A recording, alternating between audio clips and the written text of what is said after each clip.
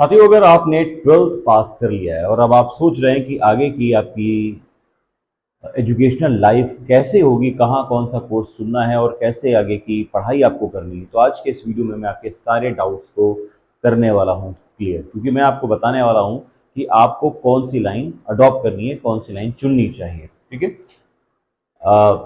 Decision आपका होगा पर तरीका मेरा होगा कि मैं आपको बताऊंगा आपको ये बेस्ट ऑप्शन रहने वाला है। ठीक है, तो वीडियो इंटरेस्टिंग होने वाला है बहुत ज़्यादा। अगर आपने 12th पास कर लिया या आप 12th में हो तब भी आप ये डिसीजन अभी से ले सकते हो। 11th आप 10th के पास भी हैं तो स्ट्रीम वही होती है 11 और 12th की, तब भी आप ये डिसीजन ले सकते हो। या अगर आप अभी सीनियर हैं, ऑलरेडी 12th पास आउट कर चुके हैं और अपने छोटों के लिए ये चीज़ बताना चाहते हैं, तब भी आप ये सजेस्ट ज़रूर कर सकते हैं। तो वीडियो पूरा ज़रूर देखिएगा ताकि हर एक चीज़ आपको अच्छे से समझ में आ जाए।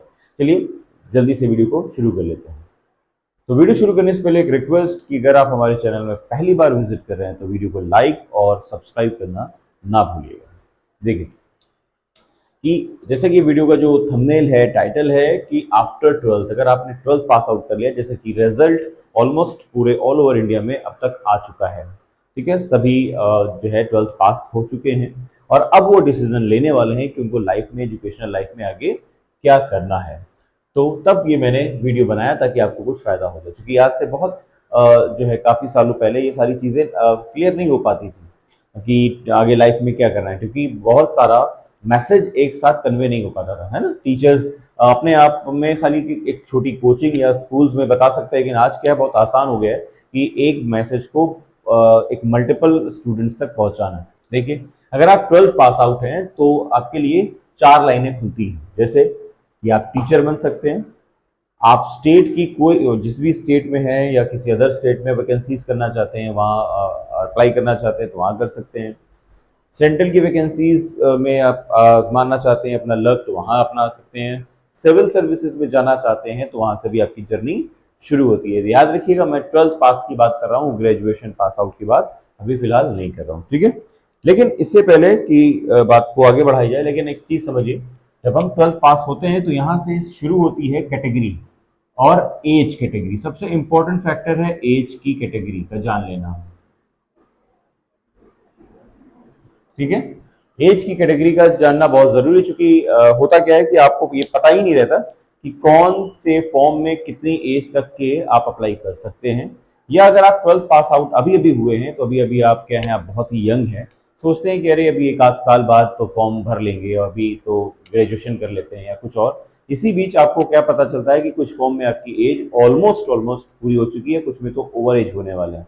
तो ऐसे डिसीजन लेने से बचें, और आज की इस वीडियो को जानने के बाद आपको थोड़ा सा सोचना पड़ेगा कि क्या हम टाइम स्पॉइल कर सकते हैं, बर्बाद कर सकते हैं या नहीं कर सकते। देखिए, कई कैटेगरीज हैं जिसमें से जनरल कैटेगरी, जिसे यूआर कैटेगरी भी कहते हैं, उसके बाद ओबीसी कैटेगरी है, जनरली में ईडब्ल्यूएस भी आता है, और एससी एसटी। ये कुछ कैटेगरी हैं, 4 कैटेगरी हैं जिसमें से 3 कैटेगरी मानी जाती है, जनरल और ईडब्ल्यूएस एक ही में होता है ना। तो अगर आप जनरल ईडब्ल्यूएस कैटेगरी से बिलोंग करते हैं तो आपकी किसी भी कैटेगरी की होगी तो एज कहाँ से शुरू हो रही है, ज्यादातर जो एज शुरू होती है 18 से शुरू होती है। ठीक है, अगर आपकी एज 18 हो चुकी है तो आप किसी में भी फॉर्म भर सकते हैं, स्पेशली टीचर के लिए, स्टेट के लिए, सेंट्रल के लिए और सिविल सर्विसेज को छोड़कर वहां पर। और टीचर में कुछ चीजें होती हैं जो मैं भी आपको डिटेल में आगे बताने वाला हूँ।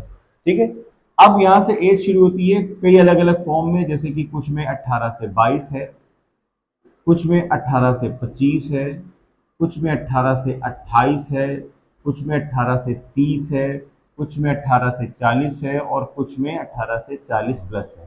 ठीक है, इस तरह की एज कैटेगरीज हैं। और अगर ओबीसी कैटेगरी की बात करें तो हर आपको ज़्यादातर एरिया में 3 साल की छूट मिलती है। तो मैं यहाँ लिख देता हूँ 3 years रिलैक्सेशन।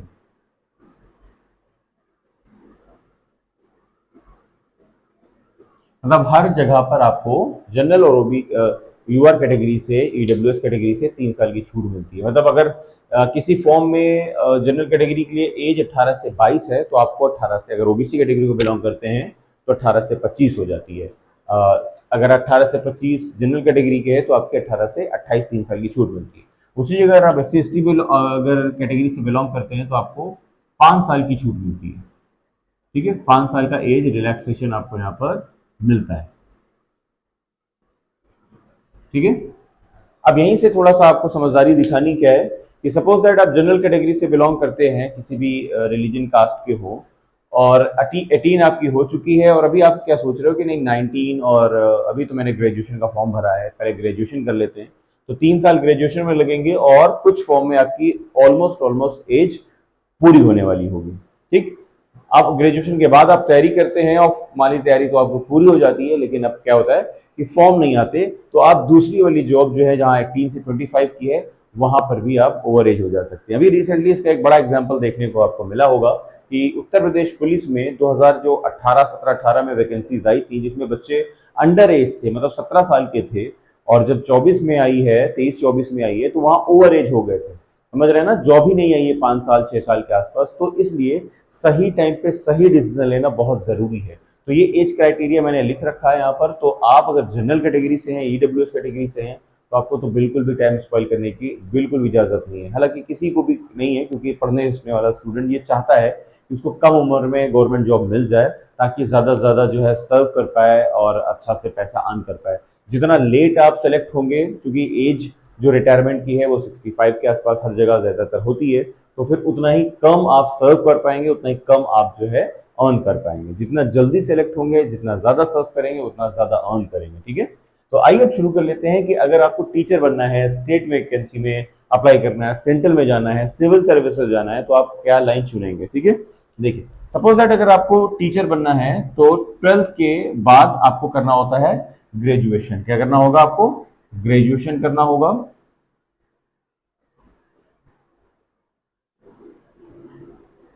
और उसके बाद आपको ग्रेजुएशन करने के बाद करना होता है BTC या तो बीएड। BTC या आपको बीएड करना होता है। मतलब अगर आप टीचर बनना चाहते हैं तब आपको क्या करना होगा? आपको करना होगा ग्रेजुएशन, जो कि 3 साल का प्रोसीजर होता है किसी भी स्ट्रीम से हो, तो उसके बाद आपको BTC या बीएड करना होता है। अब टीचर जो होते हैं वो 3 कैटेगरी के यहाँ पे आपको मिलने वाले हैं,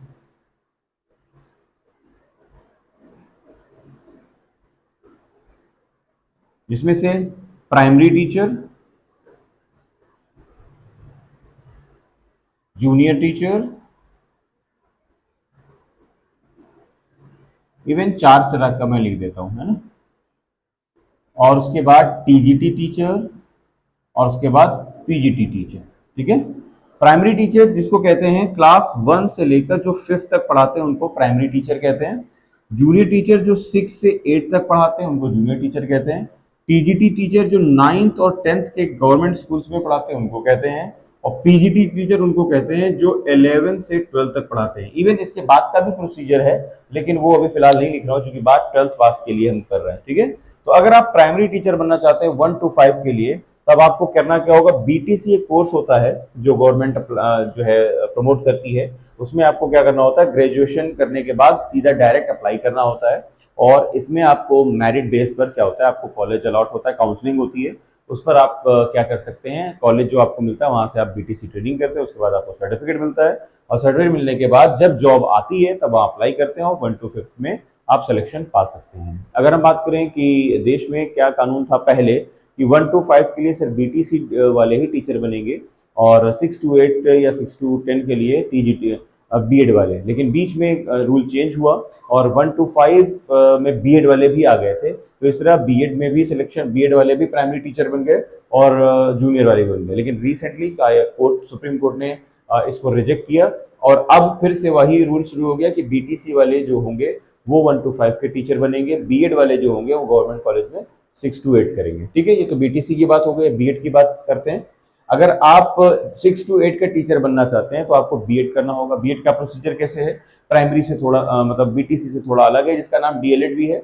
बीएड में क्या करना होता है कि ग्रेजुएशन करने के बाद एंट्रेंस एग्जाम होता है। इसमें एंट्रेंस एग्जाम नहीं है, मतलब इसमें कोई पेपर देना नहीं है आपको, इसमें आपको एक पेपर देना होता है बीएड में। ठीक है, बीएड करने के लिए आपको एक पेपर बीट करना पड़ेगा, उसमें आपको रैंक अलॉट होती है, जितनी कम रैंक होगी उस हिसाब से आपको सरकारी सीट मिल जाती है, गवर्नमेंट कॉलेज मिल जाता है। अगर गवर्नमेंट कॉलेज आपको गवर्नमेंट कॉलेज मिलता है तो उसमें फायदा ये रहता है कि आपको कम फीस में गवर्नमेंट कॉलेज से बीएड करने को मिल जाता है। मतलब ये मान के चलिए 10,000 पर ईयर और 20,000 पूरे सेमेस्टर का, 1-2 साल का आपका गवर्नमेंट कॉलेज में बीएड हो जाएगा। ठीक है, उसी जगह अगर आपके नंबर कम होते हैं, प्राइवेट कॉलेज से आप करते हैं, तो ये फीस आपकी 1 लाख तक पूरी भी पहुंच सकती है। ठीक है, उसके बाद टीजीटी का क्या होता है? देखिए, बहुत सारे बच्चों को यहाँ पर टीजीटी का कॉन्सेप्ट नहीं पता है। अगर उनको टीचर बनना है, टीजीटी टीचर बनना है, 9 to 10 का टीचर बनना है और अच्छी खासी सैलरी लेनी है, 40-50 हज़ार रुपए पर मंथ जिसकी स्टार्टिंग होती है, तो इसका कॉन्सेप्ट समझिए क्या होता है कि आप जब ग्रेजुएशन करने जाते हैं तो ग्रेजुएशन में आपको कॉम्बिनेशन बनाना होता है। अगर आपके कॉम्बिनेशन नहीं है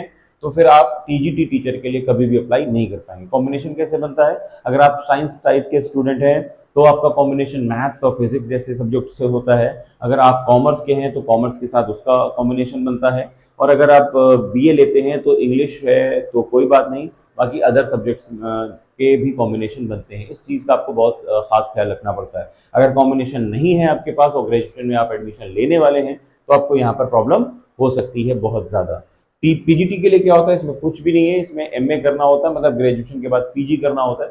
पीजी करने के बाद आप जो है उसमें आपको 55% मार्क्स लाने होते हैं, फिर उसके बाद पीजीटी टीचर बन सकते हैं। तो ये हुआ टीचर बनने का प्रोसीजर। अगर आप इसमें से कोई भी टीचर का प्लान कर रहे हैं तो आपको तरीका जो मैंने बताया उसको आपको अमल करना पड़ेगा, उसको फॉलो करना पड़ेगा। ठीक है, अब आइए स्टेट वैकेंसीज की हम कुछ बात कर लेते हैं। यहाँ पर स्टेट में बहुत सारी वैकेंसीज हैं, अलग अलग स्टेट में अलग अलग वैकेंसीज होती हैं, लेकिन अब एंट्रेंस एग्जाम का प्रोसीजर है तो इसलिए हम लिख सकते हैं यहाँ पर, जैसे पुलिस की वैकेंसीज, जितनी भी पुलिस की वैकेंसीज हैं वो सभी स्टेट्स के अंदर आती हैं। और कोर्ट्स की वैकेंसी, जो कोर्ट की वैकेंसीज होती हैं वो भी इसी के अंदर आती हैं। उसके बाद बात करें, अगर जैसे मान लीजिए अलग अलग स्टेट में अलग अलग एंट्रेंस एग्जाम का नाम दे दिया गया। जैसे यूपी की बात करें तो यूपी पेट के नाम से जाना जाता है। मतलब अगर आपको यूपी की कोई भी वैकेंसी में फॉर्म डालना है तो आपको पेट क्वालिफाई करना पड़ेगा। ठीक है, जिसको यूपी ट्रिपल एससी के नाम से भी जानते हैं। मतलब यूपी ट्रिपल एससी क्या है कि पूरा एक कंबाइंड जो है अलग अलग जॉब्स का एक कैलकुलेटिव फॉर्म है। इसमें अलग अलग जॉब्स, अगर आप इसको बीट करते हैं तो अलग अलग विभाग में आपको नौकरी मिलती है। एंट्रेंस एग्जाम देने के लिए आपको यूपी पेट को क्लियर करना पड़ता है। इसी तरह एमपी पेट है, अलग अलग स्टेट में अलग अलग नाम से जाना जाता है। ठीक है, तो अब इसमें कैसे करना है आपको, जैसे कि अभी मैंने बताया कि मान लीजिए आप 12th पास आउट हो चुके हैं और आपने पुलिस की प्लानिंग कर रखी है कि अब आपको पुलिस बनना है। पुलिस में 2 पोस्ट होती हैं, एक होती है हवलदार की और सिपाही की, और दूसरी होती है आपकी दरोगा की। ठीक है, अगर आप हवलदार या सिपाही बनना चाहते हैं जिसे कहते हैं, तो सिपाही के लिए आपको क्या करना होगा, आपकी एज 18 होनी चाहिए, ग्रेजुएशन की जरूरत नहीं है, 12th पास आउट होना चाहिए। उसके बाद आपको परसेंटेज कितने, इसका भी इशू नहीं है, और आप कंपटीशन में लग जाइए। ठीक है, अगर आप जो है लेट करते हैं तो यहाँ पर एज का फैक्टर यहाँ पर मैंने लिख रखा है, इसमें आपको इशू हो सकते हैं। ठीक है, अब आपको मान लीजिए कोर्ट में जाना है तो कोर्ट की वैकेंसीज के अलग अलग रूल है, मैं आपको यहाँ पर बता देता हूँ। ठीक है, कोर्ट की वैकेंसीज के यहाँ पर बता रहा हूँ, यहाँ पर बंद करके देखिए। ठीक है, जो हाई कोर्ट की वैकेंसीज यहाँ पर निकलती है तो उसमें एक बहुत फायदेमंद एक चीज़ ये होती है, कुछ बच्चों को जैसे कि 12th में मैथ्स का इशू रहता है, उनको मैथ नहीं आती है, तो मैथ से बहुत डरते हैं, वो मैथ कर नहीं पाते और मैथ की वजह से उनके कई फॉर्म में सिलेक्शन उनका नहीं हो पाता। तो इसलिए हाई कोर्ट का जो सिलेबस है आपके मैथ वालों के लिए, जिनको मैथ से डर लगता है, उसका सिलेबस क्या है, उसमें इंग्लिश आती है, जीएस आती है, जनरल साइंस जिसे कहते हैं, और उसके बाद यहाँ पर रीजनिंग पूछी जाती है, और जीएस तो हो ही गई। ठीक है, ये 3 सब्जेक्ट आपसे यहाँ पर पूछे जाते हैं, मैथ्स आपसे नहीं पूछे। मतलब आपको मैथ्स का डर है, आपको फियर है, फोबिया है मैथ्स का, तो आप हाई कोर्ट की तैयारी कर सकते हैं। तैयारी करने के लिए आपको सिलेबस चेक करना पड़ेगा, और आप अगर रेगुलर उसकी तैयारी करते हैं टाइपिंग के साथ, टाइपिंग की भी नीड होती है उसमें जाकर, तो आप आने वाले टाइम पे आप देखेंगे कि आपका सिलेक्शन श्योरली वहां पर हो जाएगा, क्योंकि लगातार आप एक ही चीज की वैकेंसी की तैयारी कर रहे हैं। एज आपकी जैसे ही होती है तो वहां पर आप अपनी तैयारी कर सकते हैं। बस इसमें करना क्या होता है कि जो हाईकोर्ट की वैकेंसीज हैं अलग अलग हैं, जैसे कि 4th क्लास की प्यून की है, उसके बाद क्लर्क की है, और इसमें पेशकार जो होता है उसकी है, और उसके बाद ऊपर वैकेंसीज हैं। ठीक है, जैसे कि आरओ एआरओ, उसमें ग्रेजुएशन चाहिए होता है। ठीक है, पेट की अगर बात करें, जैसे मान लीजिए किसी भी स्टेट की पेट की वैकेंसीज हैं तो इसमें 12th पास आउट होना चाहिए, एंट्रेंस एग्जाम उसको पास करेंगे, उसके बाद यूपी ट्रिपल एससी का एग्जाम देना पड़ेगा, वहां पर आपको जो भी विभाग मिलता है नंबर के हिसाब से उसमें आपको सिलेक्शन मिल जाता है। सपोज दैट आप सेंट्रल वैकेंसीज की अगर हम बात करें तो सेंट्रल में भी बहुत कई वैकेंसी है, जैसे कि एसएससी, आर्मी की अलग अलग वैकेंसीज हैं, जैसे कि एसएससी जीडी में जो भर्ती होती है, जैसे सीआईएसएफ और बीएसएफ, इस तरह की जो वैकेंसीज हैं वो। फिर उसके बाद बात करें अगर यहाँ पर सीपीओ मतलब दिल्ली पुलिस की वैकेंसीज, और उसके बाद यहाँ पर आईएएफ इंडियन एयरफोर्स, जिसका अब नाम क्या हो गया है आपको पता होगा, इंडियन एयरफोर्स की वैकेंसीज। इस तरह की कई वैकेंसीज, और हाँ स्टेनोग्राफर,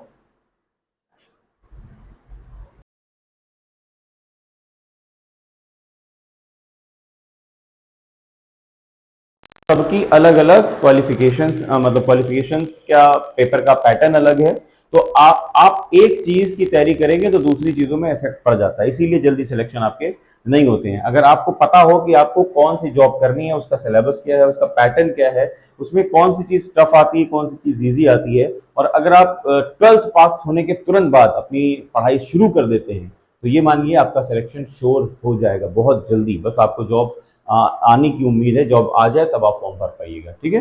तो अब यहाँ पर एसएससी की भी 3 वैकेंसीज होती हैं यहाँ पर, एसएससी सीजीएल जो कि ग्रेजुएशन लेवल पे है, सीएचएसएल जो कि 12th पास आउट होता है, और एमटीएस ये भी 12th पास आउट होता है, ठीक है। इसके पैटर्न में क्या है कि इंग्लिश है, मैथ्स है, रीजनिंग है और जीएस पूछी जाती है।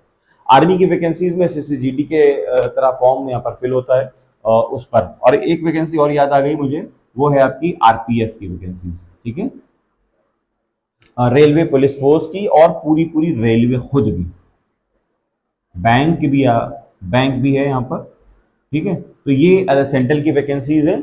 आर्मी की वैकेंसीज के लिए अलग अलग एसएससी जीडी पर आर्मी की भर्ती होती है, हाल ही में भी 50,000 वैकेंसीज आई थी। सीपीओ एसआई या सीपीओ हवलदार, इसकी भी वैकेंसी इसी में मिलेंगी आपको, इंडियन एयरफोर्स। और उसके बाद स्टेनोग्राफर की वैकेंसीज है, स्टेनोग्राफर में भी करीब 3 वैकेंसीज हैं। एक तो 4th क्लास वैकेंसी है, फिर उसके बाद क्लर्क की वैकेंसी है, जो स्टेनोग्राफर होता है वो खुद की भी वैकेंसीज यहाँ पर है। और रेलवे पुलिस फोर्स में 2 हैं, एक है सिपाही की भर्ती है, और दूसरा यहाँ पर आपको मिलने वाली इसकी दरोगा की भर्ती। रेलवे में भी अलग अलग वैकेंसीज होती हैं, जैसे कि 4th क्लास वैकेंसीज हैं, लोको पायलट है, इस तरह की वैकेंसीज होंगी।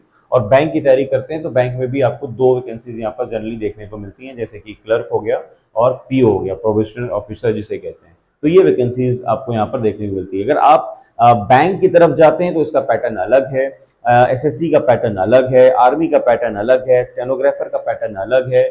और अगर आप स्टेट में वैकेंसीज की तैयारी करना चाहते हैं तो इसका पैटर्न अलग है, इसका पैटर्न अलग है। ये पॉसिबल नहीं होता जल्दी कि दोनों या तीनों एक साथ तैयारी कर पाए। टीचर का बिल्कुल ही पैटर्न अलग है, तो इसी वजह से सिलेक्शन नहीं हो रहा है बच्चों का, क्योंकि